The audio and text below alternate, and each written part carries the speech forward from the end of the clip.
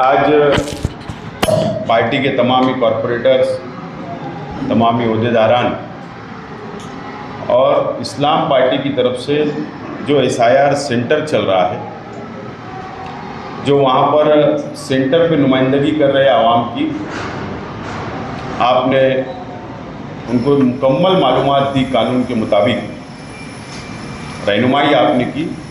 मैं आपका बहुत बहुत शुक्रिया अदा करता हूँ।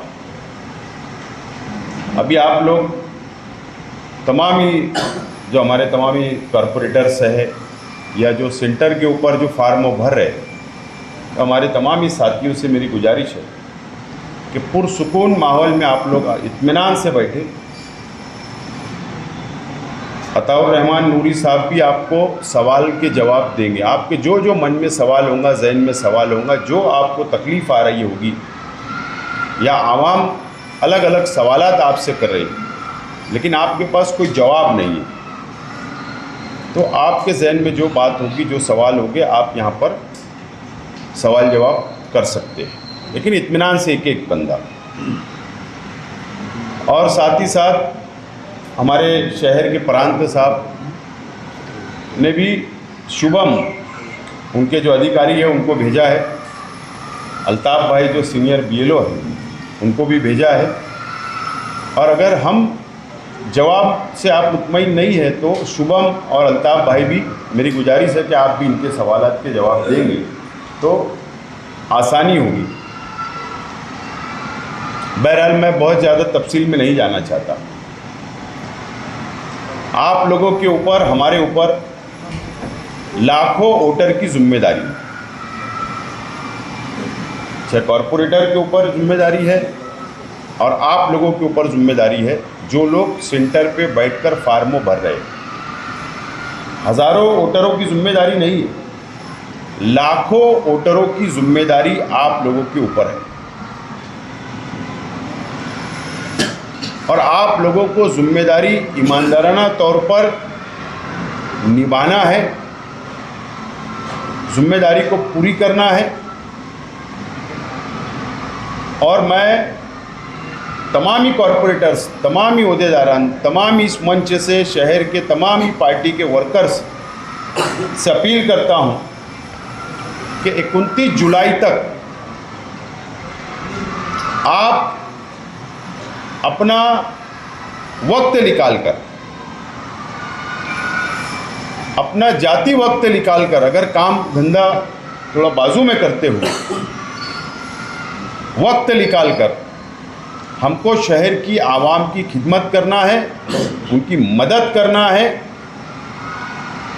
चाहे वो कोई भी पार्टी का वोटर हो। ये हमारा अपना शहर है, यह हमारी अपनी जिम्मेदारी है कि आवाम की मदद करने का वक्त आ गया है। मैं यहाँ पर कोई सियासी तकरीर नहीं करूँगा, सियासी बातें नहीं बोलूँगा, लेकिन आज भी शहर के अंदर कुछ लोग बोल रहे हैं कि घबराने की ज़रूरत नहीं है, टेंशन लेने की ज़रूरत नहीं है। ये असल में आवाम को गुमराह कर रहे हैं, अपने जिम्मेदारी से भाग रहे हैं।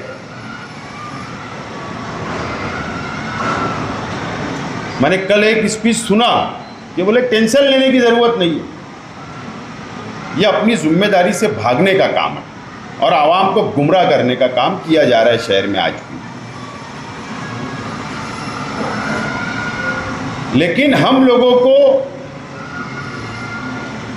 संजीदा होकर शहर की आवाम की मदद करना है।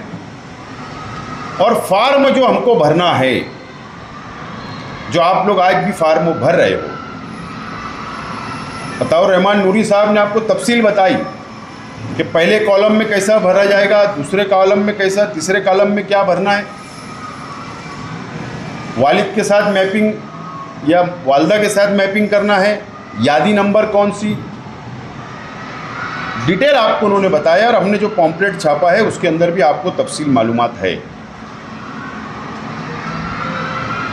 और अगर कोई आपको तकलीफ़ आ रही है तो आज हम लोग इसीलिए जमा हुए, सर जोड़कर बैठे हैं कि हम एक दूसरे की इस्लाह हो जाएगी, सवालात के जवाबात मिल जाएंगे, फिर हम आवाम की रहनुमाई कर सकते हैं।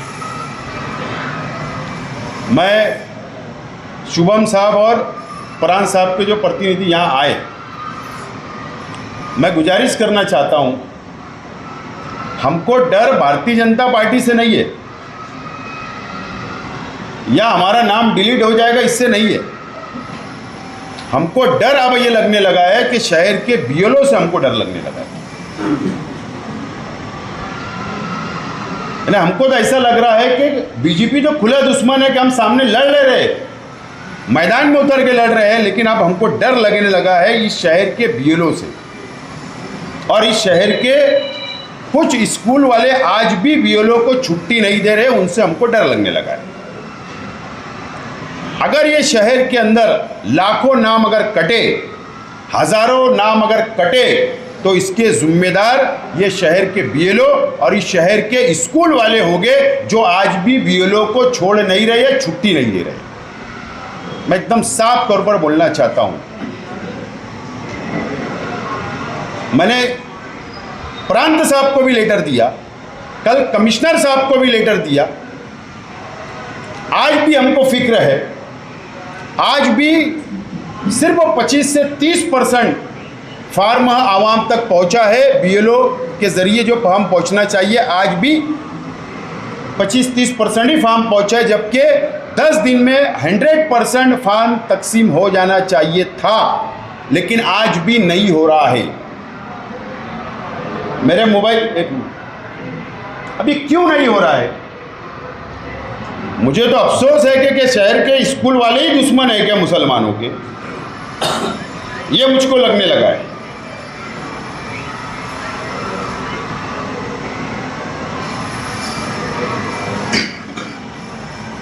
सब शेख उस्मान हाई स्कूल के रजिस्टर के ऊपर एक नोटिस टीचरों को दी गई है, ये मेरे पास उसका डाटा है।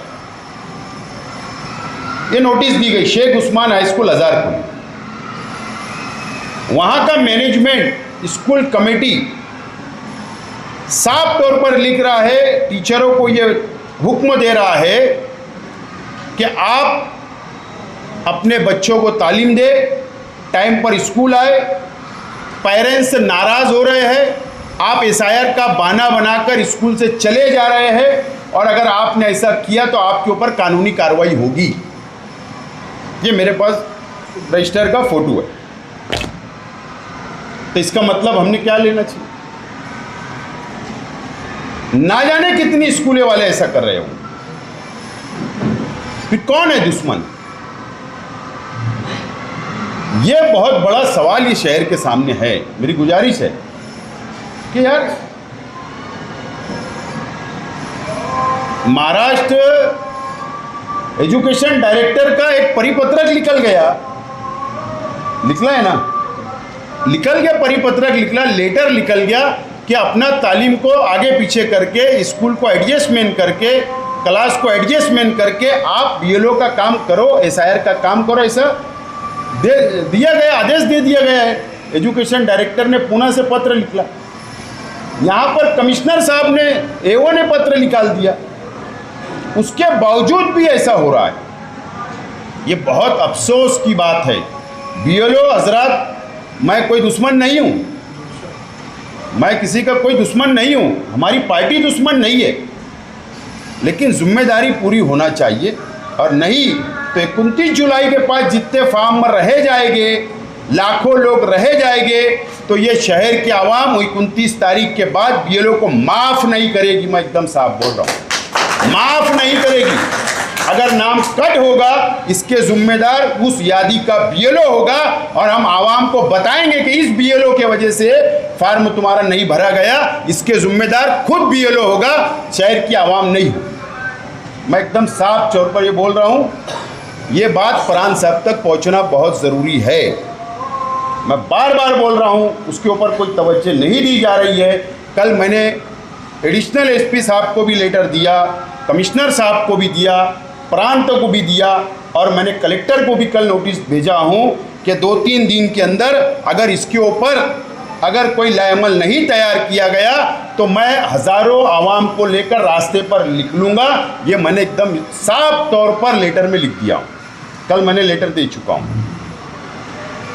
तो ये कौन सी बात है? यहाँ एक एक आदमी फिक्र में है, एक एक माँ फिक्रों में है, एक एक बच्चा, एक एक बुजुर्ग फिक्रों में है कि मेरा नाम नहीं कटना चाहिए, क्योंकि हमको आगे क्या होने वाला है SR के सर्वे के बाद, ये हमको आज दिख रहा है क्या होने वाला है, क्या तकलीफ आने वाली है। नाम डिलीट हो जाएगी, राशन कार्ड रद्द हो जाएगा, आधार कार्ड रद्द हो जाएगा, पासपोर्ट कैंसिल हो जाएगा, हमारे पास कोई सबूत नहीं होगा। ये हमको समझ रहे हैं कि गवर्नमेंट क्या करने वाली है, इलेक्शन कमिश्नर के पास से डाटा जाएगा, ये हमको समझ रहा है। लेकिन इसका मतलब ये नहीं कि आप अपने जिम्मेदारी से भागो, इसका मतलब ये नहीं है। बस एकदम साफ बात है कि अब ये शहर की जिम्मेदारी, ये BLO की है, उनकी जिम्मेदारी है कि अब ये कैसे हल किया जाए, और स्कूल मैनेजमेंट की। कल मैं एक स्कूल के अंदर फ़ोन किया, मतलब आपके BLO को आप छोड़ दीजिए, बोले हाँ आज हम लोग प्लान कर रहे हैं।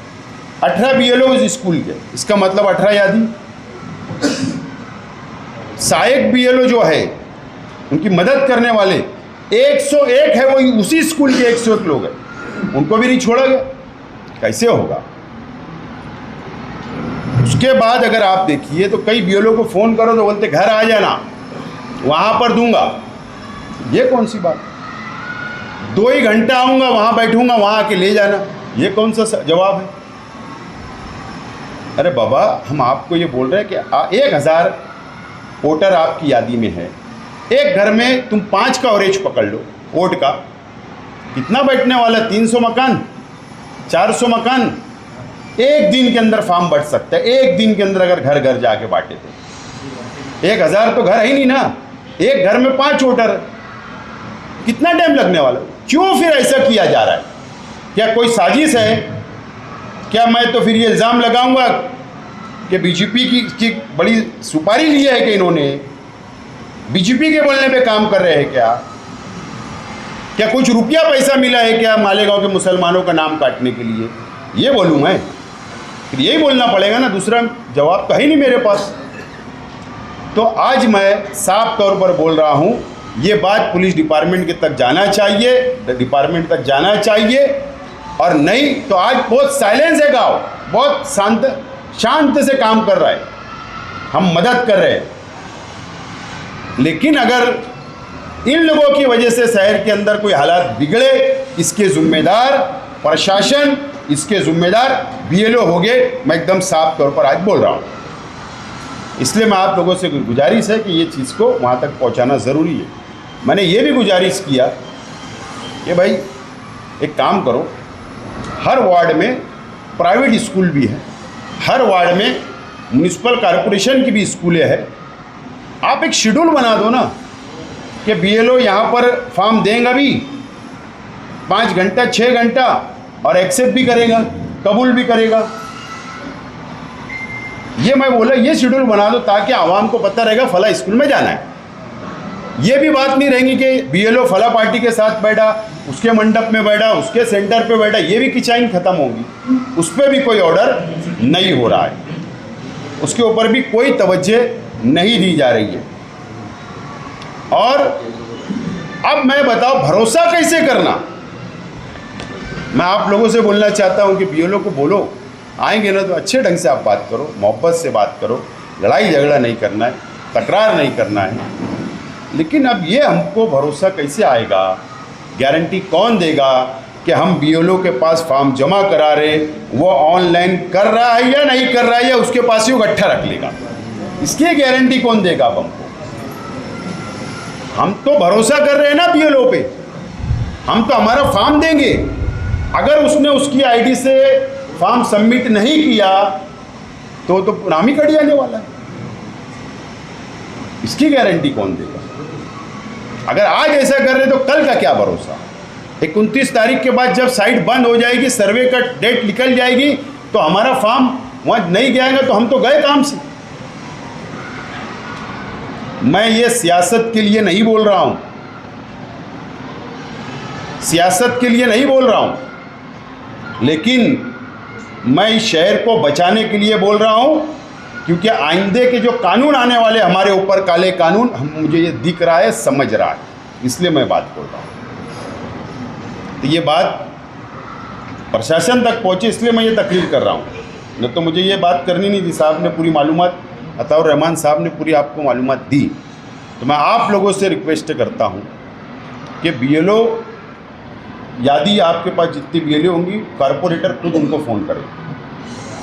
मैं खुद उनको फ़ोन करने वाला हूँ,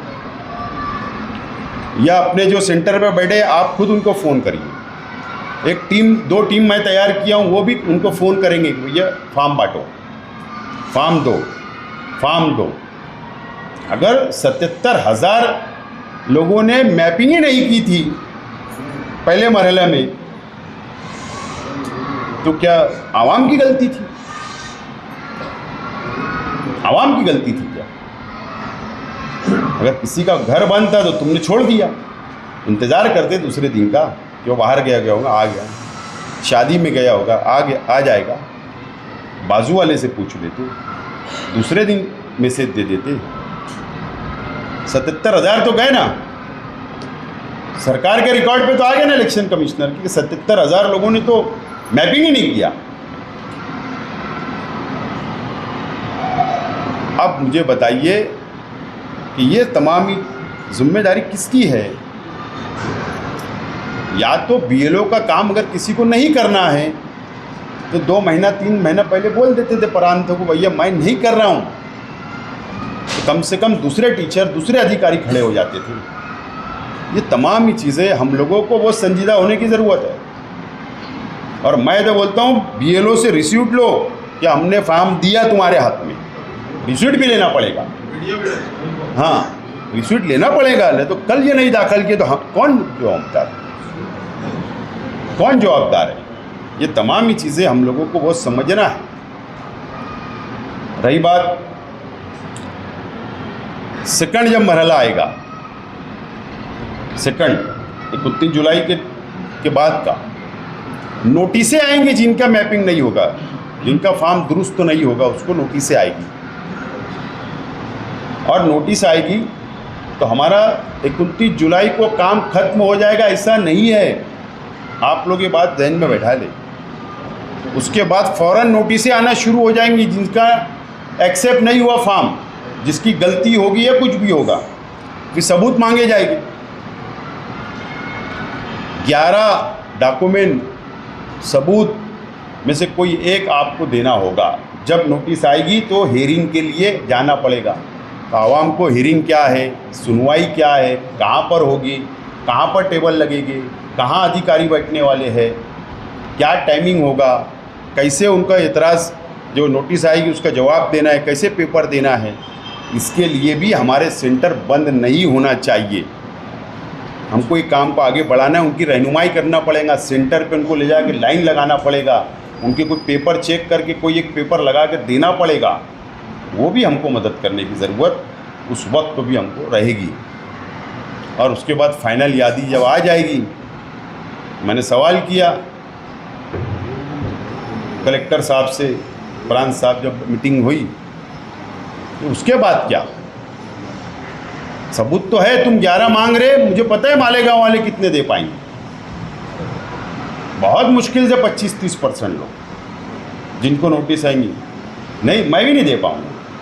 मुझे एक 1 क्लास ऑफिसर ने कहा, शहर के गवर्नमेंट ऑफिसर ने कहा कि जन्म दाखला मेरे भी पास नहीं है। बोले क्या? बोले तो फिर आम जनता के पास कहाँ होगा?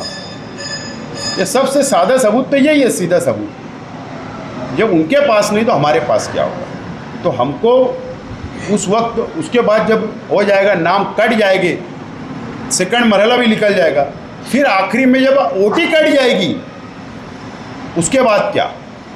अभी 2002 की यादी में भी वोट है, आज की यादी में भी वोट है, कॉरपोरेशन में असेंबली का हुआ उसमें भी वोट थी, उसके बाद वो कट जाने वाली है, फाइनल यादी आएगी अक्टूबर में।